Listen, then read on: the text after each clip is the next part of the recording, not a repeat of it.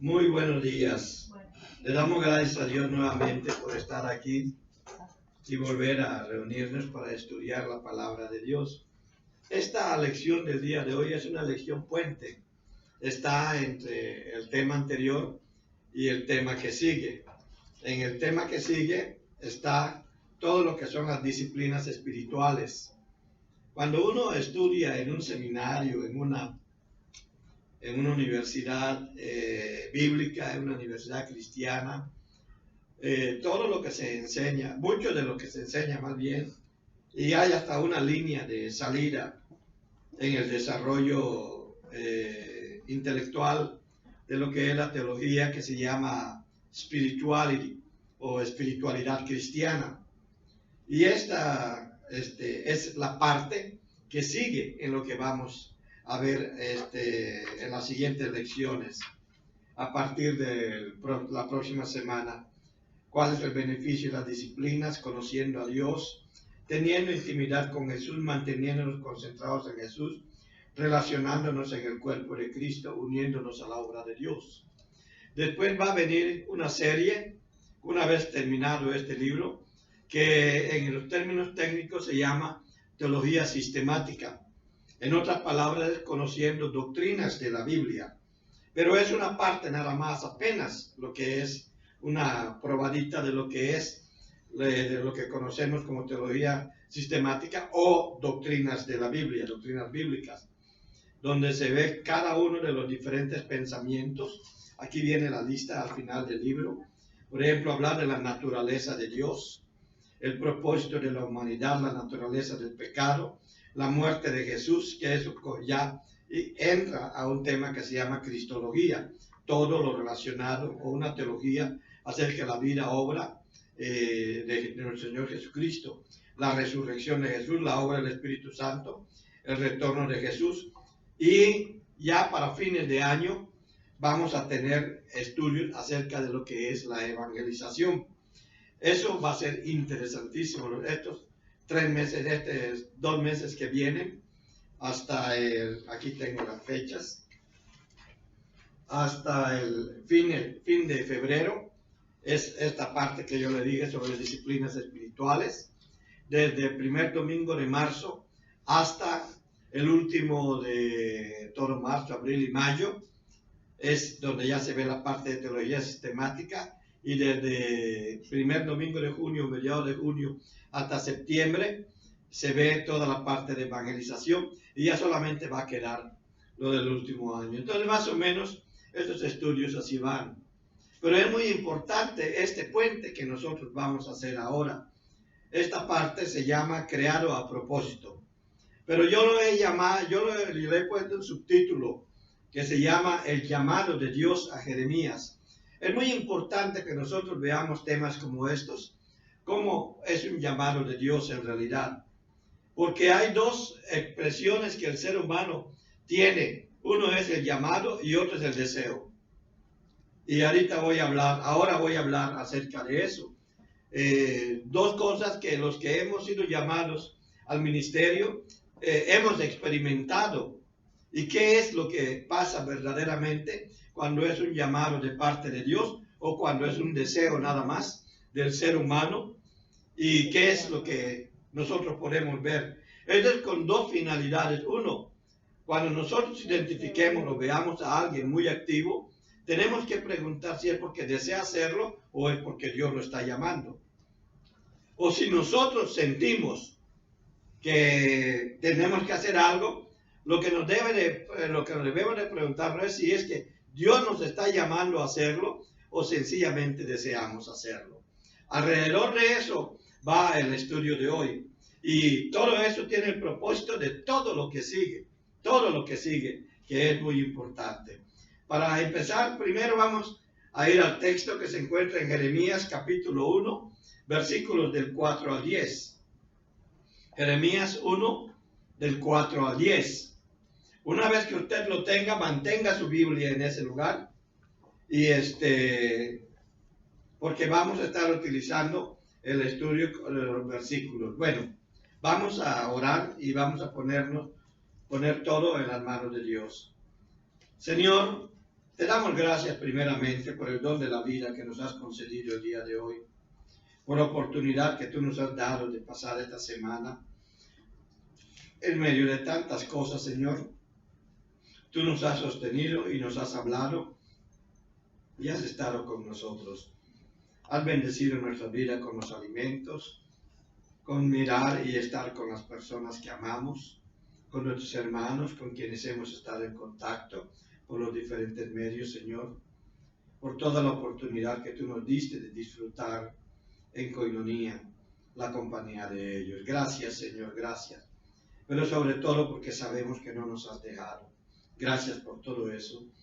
Ahora, Padre Santo, te pedimos que abras nuestra mente y nuestro corazón y selles en ellos lo que es tu palabra para que nosotros podamos entender todo aquello para lo que tú nos llamas.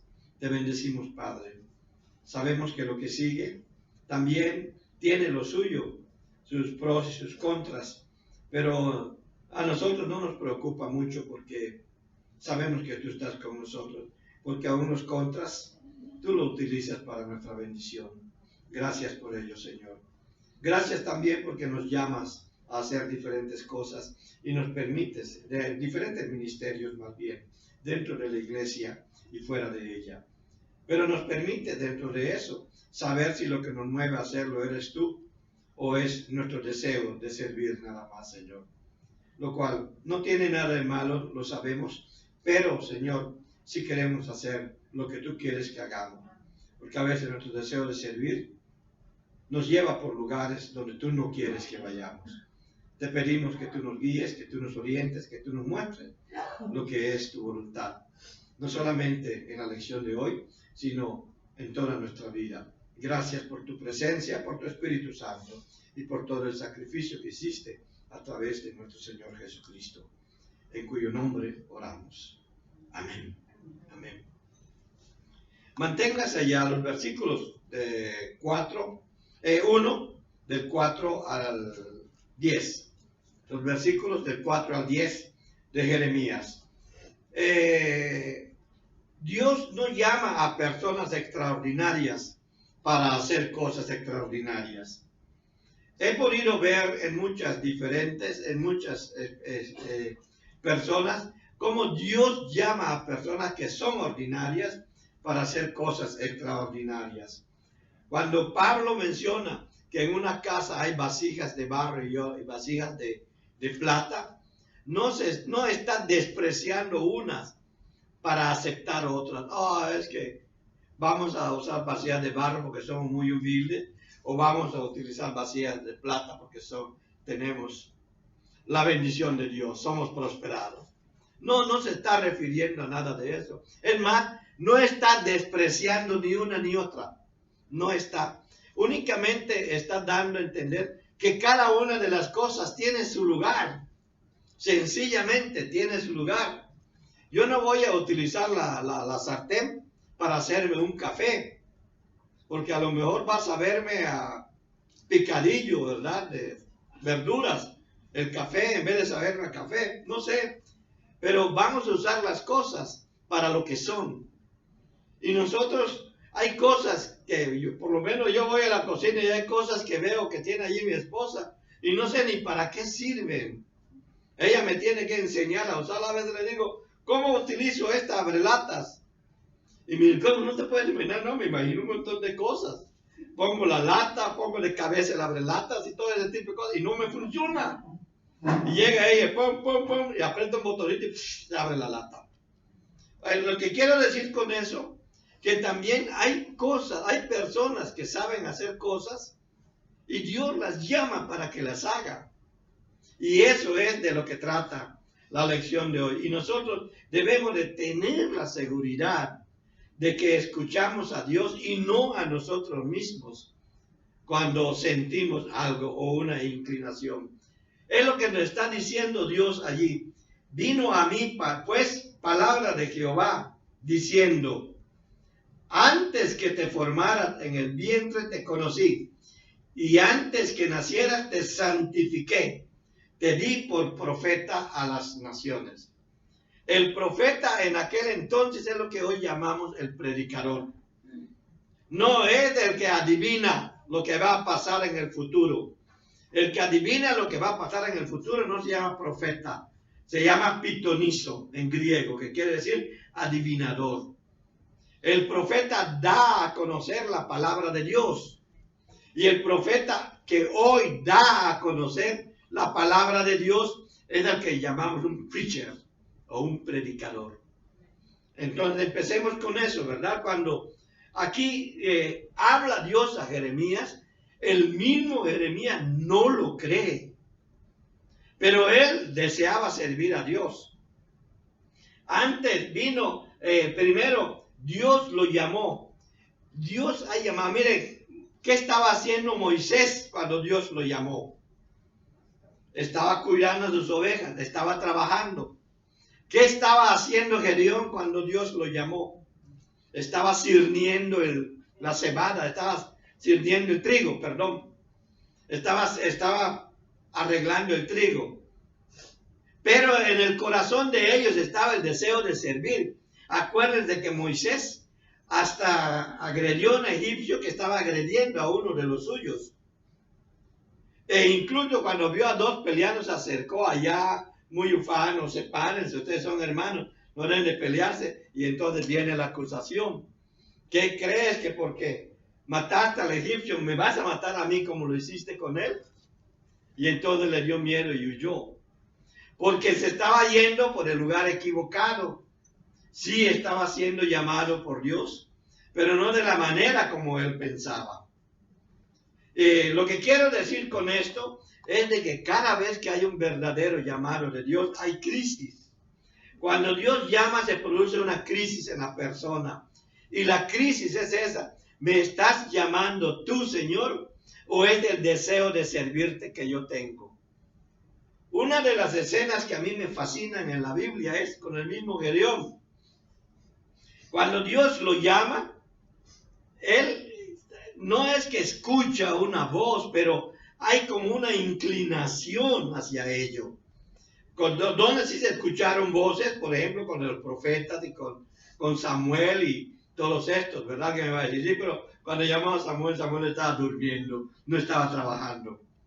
No es excusa. Él estaba haciendo algo, estaba dedicando su vida en el templo, que es muy diferente. Bueno, esa es otra cosa. Hay una crisis. ¿Realmente me estás llamando, Señor? ¿Tú realmente quieres que yo haga eso? ¿O es el deseo que yo tengo de hacerlo? Y viene esta crisis entre el obedecer a Dios, porque a lo mejor Dios me está llamando no para lo que yo quiero hacer, sino Dios me está llamando porque Él me conoce. Él sabe quién soy, así como sabía quién era Moisés, quién era Gedeón. Pero hay muchos que dicen, yo como Gedeón, vamos a probar a Dios. A ver, Dios, si eres. No, Gedeón no estaba probando a Dios. Gedeón se estaba probando a sí mismo. A Dios ni siquiera hay que probarlo. Dios cuando dice, ocurre. Dios cuando habla, pasan cosas. Por eso cuando Dios no habla, no lo obligues a hablar. Espera que salga de Él mismo. Eso es esperar su voluntad. ¿Sí? Entonces, ¿qué pasaba con Gedeón? Él estaba preguntándose, vino esa crisis a él. Señor, ¿tú me estás llamando a liberar al pueblo? ¿O es el deseo que yo tengo de que el pueblo sea libre? Entonces, para que él se probaba a sí mismo, si era el llamado de Dios o era su deseo, le dice, Señor, si tú me estás llamando, haz que este vellocinio esté mojado y todo lo demás esté seco cuando amanezca el día de mañana. Y pasó.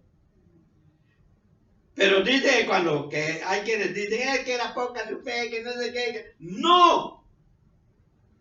Él todavía dudaba de sí mismo a lo que le estaba llamando Dios. Porque él no era guerrero. Y sabía que él estaba llamando Dios. En ese sentido. Pero deseaba hacerlo, tal vez, porque si lo fuera, tomaría las armas para liberar al pueblo. Entonces lo vuelve a decir, ahora que esté seco el vellocinio y esté mojado todo alrededor. Y ocurrió. Y ya no quiso hacerlo más porque entonces sí empieza a tentar a Dios. Él estaba tratando de aclarar la crisis que tenía. O es que yo quiero hacerlo porque siento que debe de hacerse, o es que Dios me está llamando a hacerlo. Y la gran diferencia en cuando estas cosas ocurren, si no hay esa crisis en tu vida, Dios no te está llamando.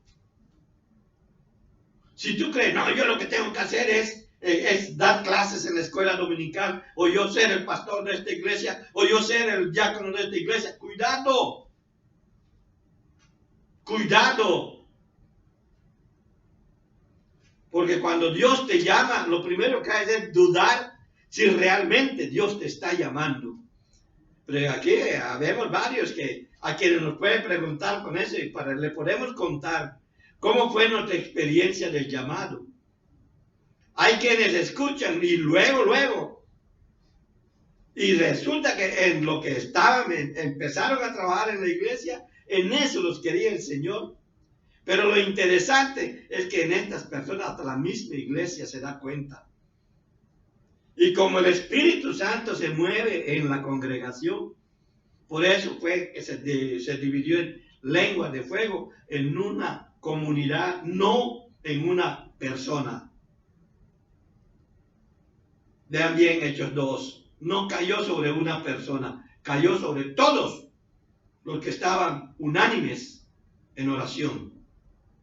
En una comunidad es así, es allí donde se mueve el Espíritu Santo. El Espíritu Santo no me mueve a mí solo.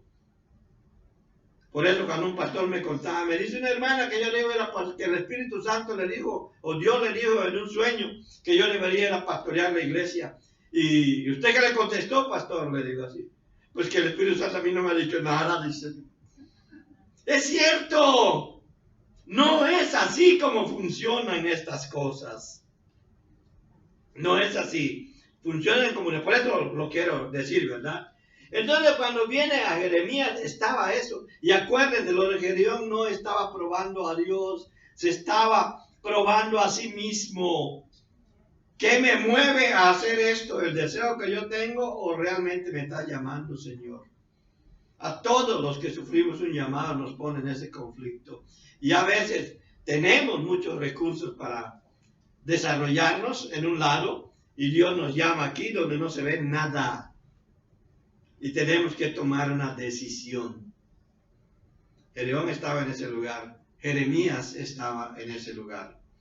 Entonces, inmediatamente le dice allá en el versículo 5, antes que nacieras, te santifiqué y te di por profeta a las naciones. Es decir, yo te consagré, o sea, yo te escogí. Eso viene de parte de Dios, la seguridad de que Dios me está llamando. Ocurren varias cosas en nuestra vida para saber sobre todo a qué nos está llamando Dios. Hay a quienes nos llama a la dirección, hay quienes nos llama a la enseñanza, hay quienes nos llama al pastorado. A mí cuando me preguntan, ¿cuáles son tus dones? De acuerdo a Efesios capítulo 4, versículo 11. De acuerdo a eso, yo soy un pastor y maestro. Ese es mi don. Y se lo digo así abiertamente, ese es mi don. Es que tú pareces un apóstol, pero no lo soy. Pareces un profeta, tampoco lo soy. Mi esposa lo sabe, qué nervioso me pongo antes de pararme al frente. Y yo me pongo nervioso porque sé que lo que voy a hablar es de Dios. Tengo miedo de decir lo que no debo. Tengo miedo de hacer lo que no debo. Sí, me pongo nervioso. Y cuando se lo dije una vez a mis hijos, se empezaron a carcallar. Pero tú nervioso, papi. Y cuando estás allá te mueves, que este, que el otro. Sí, pero estoy nervioso. Estoy allá temblando. Yo tengo miedo de esto. Pero yo sé el nombre de quien vengo y por eso es que me aviento. Si me dijera, tírate al mar, aunque yo no sé nada, yo me tiro, porque me lo está diciendo él. Y si él quiere que yo muera, yo voy a morir. Y si él quiere que yo viva, yo voy a vivir. No sé cómo, pero voy a vivir. Esa es la diferencia nada más. Entonces cuando Dios nos llama, nos llega a la certeza de su presencia. A veces a través de la iglesia, a veces a través de otros hermanos, A veces a través de lo que hacemos y tal vez ni nos damos cuenta de cómo es de bendición para los de la iglesia. Ni nos damos cuenta por qué. Porque nosotros lo único que queremos es obedecer lo que está diciendo. Si Dios le manda a hacer algo, le va a meter en una crisis. Pero hay una cosa, que si Dios le manda a hacer algo, no se le está ocurriendo en este momento. Él dice desde antes. Tal vez, y cuando dice desde antes, aquí es que en hebreo se va mucho más allá. Se va hasta los mismos inicios de la vida humana. Esa palabra desde antes. Algunos predicadores, algunos teólogos le llaman el eterno pasado. Porque también hay un eterno futuro. El presente es el único que no es eterno. Pasa y todo va. Esa es una teología muy fuerte, muy linda también. Está diciendo que ya estaba en el corazón de Dios. Me gusta decir que ahí en Efesios capítulo 1, versículo 4, cuando habla de que yo te predestiné desde antes de la creación del mundo, o que Dios nos predestinó desde antes de la creación del mundo, no está hablando de la predestinación calvinista de la que muchas veces se habla. Le está hablando el apóstol a una iglesia en particular, la iglesia de Efesios. Pero le está enseñando a todas las iglesias que estábamos en el corazón de Dios como iglesia antes de la creación del mundo. Cuando yo entiendo esa teología o ese pensamiento de Paulino allí revelado por Dios, lo que el Espíritu Santo me aclara es que hasta el llamado de cada persona de lo que tenía que hacer en la iglesia estaba en el corazón de Dios en ese tiempo, en ese eterno pasado, allí, cuando estuvo en su corazón la iglesia, que se empezó a cumplir con la venida de Jesucristo y se materializó con la venida del Espíritu Santo. Todo eso estaba. Entonces cuando dice te consagré, está diciendo yo ya te había escogido. Consagrar es hacer sagrado algo. Así que cuando Dios te llama a algo, es sagrado. Y es por lo que debemos de tener mucho cuidado y ser responsables en ese sentido. Y te di por profeta, ahí le dice qué era lo que iba a hacer. Tú vas a ser mi predicador, vas a dar a conocer mi palabra. Tú vas a ser mi diácono o servidor. Vas a servir a tus hermanos en la iglesia. Tú vas a ser mi profeta, vas a predicar en la iglesia. Tú vas a ser mi administrador. Tú vas a tener la habilidad de manejar los dineros de la iglesia. Así como escogió a los levitas, no los escogió así nomás por así. Había muchas razones y por eso los levitas no podían hacer otra cosa para que el dinero no sea lo que anidara en su corazón. Ninguno de los levitas se hizo millonario cuando estuvo cargando la tienda y los que llamaba de una línea, la línea sacerdotal de los levitas, a los que llamaba a ser sacerdotes, ninguno de esos se hizo millonario. Y tan fue así que cuando el pueblo de Israel dejó de diezmar, dejó de ofrendar, los levitas tuvieron que vagar por todo el mundo entonces conocido para poder conseguir el alimento para sus hijos, para su familia. Y lo vemos en Reyes, lo vemos en Samuel, cómo pasan esas cosas, en Crónicas, lo vemos también en los libros históricos, más que nada. En Reyes, Primera y Segunda de Reyes, lo vemos en Primera y Segunda de Samuel, Primera y Segunda de Crónicas, en todos estos los vemos nosotros. Cómo los levitas tuvieron que vagar para conseguir el alimento. Luego vemos a Dios en Malaquías, cómo se está quejando. Luego vemos a Jesús, cómo habla, porque ya era nada más ofrenda, ya no se habla de diezmos en el Nuevo Testamento. Y esto regresa mucho tiempo después, pero qué bonito esa parte.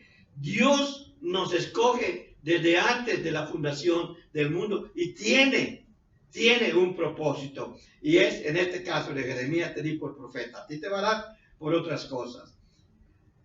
Debemos tener la seguridad y la conciencia de las limitaciones o del marco de referencia al responder el llamamiento.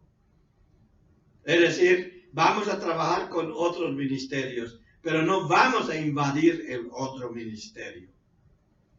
Y trabajar con mi pastor no quiere decir que yo voy a invadir su terreno.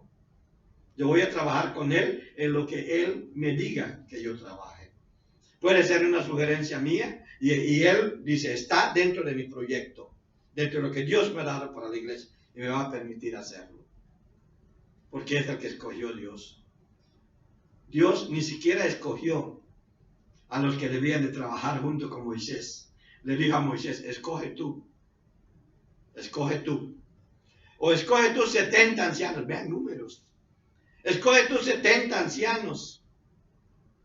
Y a pesar de que los escogió, 2 no fueron a donde Dios los llamó. Y Josué y el otro, se me va el nombre ahorita, los oyen profetizar. Y cuando viene Moisés, Josué le dice, Señor, estos 2 no fueron y estaban profetizando.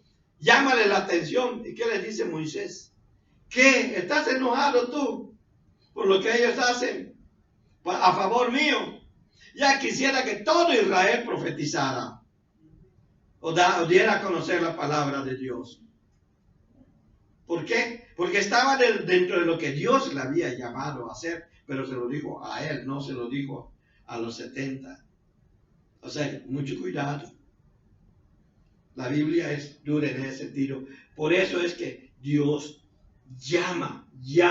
Y si Dios te llamó a ser un diácono o te llamó a ser un maestro, ten esa responsabilidad delante de Él. Prepárate lo más que puedas. Hay quien me dice, yo estoy así, miren hermano, yo tengo 66 años y esta mi esposa es testigo, estoy buscando estudiar otro doctorado. Porque sé que no es suficiente todavía lo que tengo. Quiero estudiar más. ¿Por qué? Porque Dios me llamó a eso. Entonces prepárate de la mejor manera para que sirvas a Dios. No es la preparación a lo que Dios te llama. Dios te da las oportunidades de que te prepares en lo que te llama. Pero no te metas en lo que no te llama. Si no eres tesorero, no te metas en la tesorería. Si no eres diácono, no te metas en el servicio. Si no eres maestro, no te metas a enseñar. Porque no vas a ser de bendición en ninguna de esas. Si no eres pastor, no te metas a pastorear. ¿Cuántos no he visto que han querido ser pastor y hacen lucha? Empiezan como Natán o Natanael. Se me olvida el nombre del hijo de David. Ay, si yo fuera rey, yo te atendería y te haría caso a ti. Ay, si yo fuera el pastor de esta iglesia, mis predicaciones estarían más bonitas. Ay, si yo fuera esto. Ay, si yo fuera lo otro. Yo cuando oigo a alguien así, me dan ganas hasta de golpearlo, de veras.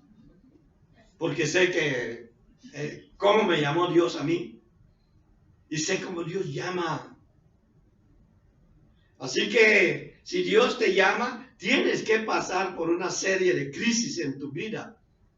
Hay quienes le llaman crisis existencial. Es la crisis en la que Dios te pone, porque tienes que tomar una decisión, obedecerla a Él u obedecer tus deseos. Te da la seguridad. Por eso dice allá en el versículo 5, te consagré, te di por profeta a las naciones. También de que tengas la seguridad y la conciencia de las limitaciones de responder a este llamamiento. Dice, yo dije, Señor Jehová, yo no sé hablar porque soy un muchacho. Entonces muchos interpretan, no, es que era un muchachito, le daba pena, le daba eso, ¿verdad? Yo soy un viejo y todavía me da miedo. No se refería a eso. Tal vez sí, realmente era un muchacho, Jeremías. Pero no se refería para nada a eso. Sino estaba tratando de poner una excusa para seguir haciendo lo que estaba haciendo. Pero Dios le dice, esta limitación que tú tienes no es un problema para mí. Moisés le decía, no sé hablar, soy tartamudo, me tiemblan las palabras. Pero Esteban, ¿qué decía? Era poderoso en sus dichos. y en sus hechos, pero en sus dichos. Es decir, que no era un problema de lenguaje. La Biblia no se contradice, por favor. No era un problema de lenguaje, era la excusa que estaba poniendo. No era un problema de que no sabía hablar bien, que era una excusa que estaba poniendo porque ya le había gustado lo que estaba haciendo. Pero Dios no lo llamó a pastorear ovejas, le llamó a dirigir una nación, que es muy difícil. Aprendió con las ovejas tal vez, pero ya había aprendido a hacerlo desde que estaba con los egipcios, porque él fue educado como hijo de Faraón, como hijo de la hija de Faraón. O sea, tenía derecho al trono de Egipto. Entonces Dios sabe las limitaciones que tenemos, sabe la limitación de tu experiencia de vida. A veces yo he oído, es que nosotros queremos un pastor con experiencia, pero también que sea joven. ¿Ah? Le digo, a ver. Hubo una iglesia en Costa Rica que quería que entre las especificaciones para el pastor decía que haya estudiado en la universidad y tenga una carrera profesional, que haya estudiado en un seminario y tenga un PhD, un doctorado, que entienda el griego, que entienda el hebreo y que además sea un intérprete adecuado de las escrituras, que no se sabe cómo medir eso. Entonces, uno de los que está en el comité de púlpito dice, aquí hubiéramos reprobado hasta Jesucristo. Sí, porque eso que piden no tiene la suficiente experiencia. Era un joven, ¿sí? Tenía algunas cualidades. Allá hablaba hebreo, pero no hablaba griego, dicen algunos. A mí me parece que sí, pero ahí en Juan hay una evidencia de que sí. Pero hubiéramos reprobado a Jesucristo como pastor de la iglesia. Porque no es lo que Dios está enviando o lo que Dios le está diciendo, sino lo que aquellos están queriendo. Y naturalmente que aparece uno, y yo sé esto, yo sé lo otro, y aunque no se lo comprueben, le dan 2 o 3 cositas elementales porque no hay gente lo suficientemente capacitada para medir lo que aquel que está viniendo es. Entonces, no somos nosotros los que establecemos las limitaciones de las personas, es Dios el que conoce las limitaciones. Y Dios no te llama porque tú estás limitado. Te llama porque sabe de lo que eres capaz de hacer, porque Él lo va a hacer a través tuyo. Entonces lo que tienes que hacer es depender completamente de Dios. Sí, decir, Señor, yo tuve esa crisis. Señor, si yo dejo mi trabajo en la universidad, lo que yo estoy ganando no me lo va a dar nadie. Entonces vino a mi mente esas palabras de Satanás que decían, todo esto te daré si postraro me adorares. ¡Ay! Me puse a temblar. Entonces decidí obedecer a Dios. Y miren, hermanos, hasta el día de hoy, ni techo, ni comida, ni ropa, ni algunos adornos me han faltado. Dios es fiel. Conocía mis limitaciones, sí, pero no solamente mis limitaciones académicas, de conocimiento y todo eso, lo que quieras, también mis limitaciones económicas. Y tuvo que trabajar conmigo para que yo deje de depender de lo que ganaba. De repente a la quincena siguiente lo tenía yo, pero Dios ya me había dado un nuevo trabajo. Pero en fin, Dios conoce todo eso, tu experiencia de vida. Lo único que Dios necesita es que tengas la mente dispuesta a obedecerlo a Él, a escucharlo a Él. Y la experiencia la vas a ir teniendo en el transcurso de tu vida. Dios te la va a dar. Es que yo no tengo ejemplos para dar en mi lección. No te preocupes. Hay otros que ya pasaron. Habla con ellos. Hay libros escritos al respecto. Úsalos. Dios te dio una capacidad. Úsala. Dios no quiere un robot. Quiere un ser humano como tú, como yo, pensante, que sabe lo que está haciendo al obedecer a Dios. Y sabe los pensamientos que se le vienen. Ay, ya no puedo, aquí entonces ya no lo hago. No. Sabe las dificultades a las que te vas a enfrentar y Dios quiere que las enfrentes. Entonces, la limitación de la experiencia de vida. Tener la seguridad de la provisión divina. Allí en el versículo 7, y ya hablé de eso. Me dijo Jehová, no digas soy un muchacho, porque a todo lo que te envíe irás y dirás todo lo que te mande. Dios sabe lo que son tus limitaciones, las conoce. Por lo tanto, acepta que si eres enviado por Dios, ¿y a quién va a ser enviado? Dice, a todos los que yo te envíe, tú irás. Así dice, a todo lo que te envíe irás. Todo lo que yo te diga, dirás. Y Dios ya nos dijo todo lo que tenemos que decir. No te salgas de esto. Cualquier cosa que digas fuera de esto es tuyo, no de Dios. Tiene que estar basado en esto. Y si lo que dice no está respaldado por esta palabra, no proviene de Dios. Por eso los de Berea eran mucho más cristianos que cualquier otro.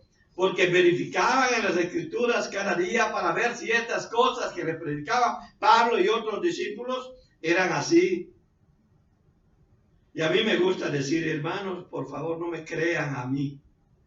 Verifiquen en las Escrituras si esto es de Dios, porque si no es de Dios, usted, por favor, dígamelo. Yo debo de corregirlo. Entonces, debemos de reforzar eso. Por eso mucha gente se va tras las personas y no tras Dios. He oído predicaciones que leen un versículo y nunca hablan de eso. Hablan de que yo estuve acá, que Dios me bendijo, que Dios me prosperó, que Dios me dio dinero, que Dios de aquí, ay, de lo otro, que se levantó este muerto, levantó este. Así hablan. Y la gente, ay, aleluya, aleluya, aleluya. Ya que le están dando glorias a la persona que está hablando. Cuando yo doy clases de predicación, yo les digo, escuchen esa predicación. Y en la siguiente clase les digo, ¿qué me dice la predicación? Y la mayoría me dice, oye, esto es muy bonita, que hablo muy lindo y todo esto y lo otro. Y les pregunto, ¿qué texto de la Biblia usó? Nadie puede decirme. Porque no uso ninguno. Sencillamente por eso. Y lo hago a propósito para que aquellos que van a ser predicadores, que son mis alumnos, sepan que si van a predicar, tiene que ser de esto. Porque si no, no están hablando palabra de Dios y están manipulando las emociones de las personas. Dios no manipula tus emociones, pero tampoco evita que las tengas. Si tienes ganas de llorar emocionado por lo que ves de la gloria de Dios, hazlo. Lo vas a encontrar en la Biblia mucho. Dios no te dio las emociones para que las domines. Si las puedes dominar, qué bueno. Si no, pues déjalas que fluyan.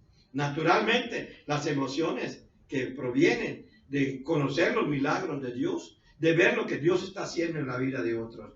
Allí es donde Dios te da la seguridad de que Dios está proveyendo. Te emociona, te deja entender que estás haciendo. Él está satisfecho con lo que haces. Cuando Pablo le dice, está hablando a Timoteo y le dice que desea entrar al reino de los cielos y escuchar y ser aprobado como obrero que ha hecho todo lo que le había mandado hacer. Jesús lo dice de una manera muy linda, bien buen siervo, sobre poco has sido fiel, sobre mucho te pondré.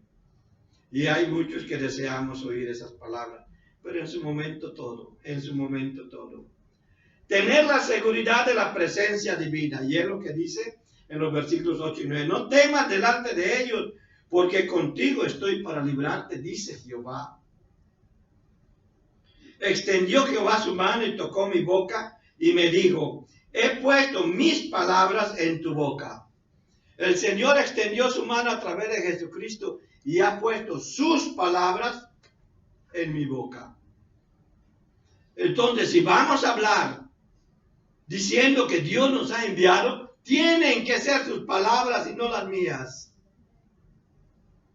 Y eso es lo que yo estoy tratando de decir al final de todo. Que tenga la seguridad de la presencia divina. Que no temas hablar de la palabra de Dios. Y a veces es duro hablar de eso. Me acuerdo especialmente de un día que yo le decía a mi esposa, no me gusta esto que voy a predicar. No me gusta porque está muy duro. Está durísimo. Hasta a mí me pega fuerte. Pero ella, bueno, Dios la invistió con una linda sabiduría. Te quiero, mi amor. Yo sé que es eso. Pero sí te invistió Dios con una linda sabiduría que me dijo, si Dios te lo dio, dilo. Y yo me puse allá y lo dije con temor y temblor. ¿Sabe cuántos se convirtieron ese día? De como 16 personas que había, se convirtieron 4. ¿Qué tal si yo no decía eso? 4 se hubieran ido al infierno por mi culpa, por no obedecer a Dios. Y ese día Dios me lo iba a quitar y me dice, ¿sabes qué? Este diamante, por hablar en esos términos, que debía estar en tu corona de vida, lo voy a quitar porque me fallaste. Y siempre voy a ver ese hueco allá. Bueno, es un decir, ¿verdad? Pero no es así. Es un decir. O sea, Dios va a tomar cartas en el asunto. Miren, cuando Judas no hizo lo que tenía que hacer, a pesar de que había sido un predicador, a pesar de que enfermos habían sanado con su oración, a pesar de que posiblemente hasta muertos habían levantado. Acuérdense que los envió a predicar al Señor Jesucristo. Entre los 70 estaban los apóstoles. Y hasta volvieron porque dicen, los enfermos sanan, esto pasa, están contentos. Ahí estaba Judas. Sin embargo, no hizo aquello para lo que el Señor lo envió. Y fue desechado. Entonces Dios toma. Y otro ocupó su lugar entre los 12 apóstoles. Si tú no ocupas el lugar que Dios te está dando, otro lo va a ocupar. Te va a hacer a un lado. A una iglesia, allí en Arkansas, yo se lo dije, si tú, según la visión que Dios nos está dando, si nosotros no hacemos las inversiones necesarias para tener esta iglesia aquí, porque es aquí donde Dios nos llamó, éramos más de 100 y tantas personas, Dios nos lo va a quitar. La iglesia, ay pastores, y si fallamos, y si esto y lo otro, la iglesia no estaba madura. ¿Sabe qué pasó?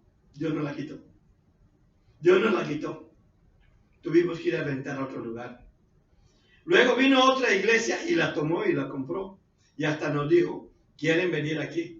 Y el día que cuando entramos a ese lugar y todos vieron adentro de la iglesia, se me acercaron y me dijeron, usted nos habló de esto. No fui yo lo vi aquí. Si tú no haces lo que Dios te mandó a hacer, porque tú estás confiando en tus ingresos y no en Dios. Si tú no haces lo que Dios te mandó a hacer, Dios te lo va a quitar. Que sea una lección para su vida. Y seguramente lo fue. Hay una de las 3 iglesias, bueno, las 3 están allí, pero la que se quedó con los bautistas, una de ellas, todavía está allá. Yo creo que la mayoría de ellos aprendió la lección. Entonces, cuando Dios nos manda a hacer algo, debemos estar seguros de que Él está con nosotros. Y no está dependiendo de nuestra capacidad económica, o de nuestra capacidad intelectual, o de nuestra experiencia. Ni siquiera está dependiendo de eso. Si realmente tenemos experiencia y una experiencia que proviene de Dios, esta debe de ser dirigida a la obediencia a Dios. Tenemos una presencia que nos va a liberar de todas las cosas que se nos oponen. Miren, cuando eres verdaderamente llamado por Dios, hay muchos obstáculos. Y no porque tú quieres hacerlo, sino hasta de lo que no quieres hacer. Hay obstáculos.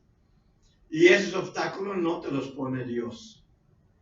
Te los pone quien quiere que no te des cuenta de que eso es lo que quiere Dios que hagas, para que tú hagas lo contrario a lo que Dios quiere y te encuentres desobedeciendo a Dios. Y eso es pecado. Entonces, hay una presencia que te puede liberar. Hay una presencia que te puede capacitar. Y te permite tener la experiencia necesaria para lo que Dios te llama. Te capacita. Y leo nada más el 10. Para decir, mira, que te puesto en este día sobre naciones y sobre reinos, para arrancar y destruir, para arruinar y derribar, para edificar y plantar. Quien lee este versículo por sí solo, se atreve así como he oído a varios predicadores, sobre todo los carismáticos, decir: Dios me ha dado un poder para derribar a los que se me oponen, para destruir a mis enemigos. ¡Ey, cuidado!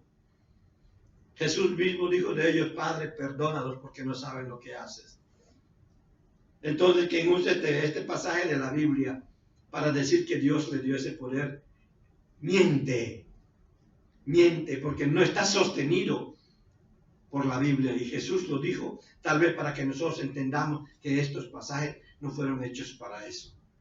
¿Y qué es lo que aquí se está diciendo? Era que Dios va a estar con nosotros.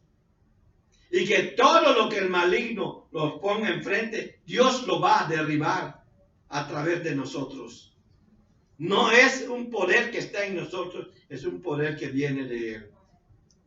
Y uno es acusado de muchas cosas. Ya estoy exactamente en la conclusión. Y uno es acusado de muchas cosas. Es despreciado por muchas cosas. Por eso, el desafío de hoy es asumir el compromiso del ministerio cristiano con la seguridad de que es Dios el que nos está llamando. Es un llamado en el que el ministro, ministrar quiere decir servir, es una palabra latina. Diácono quiere decir servir, es una palabra griega.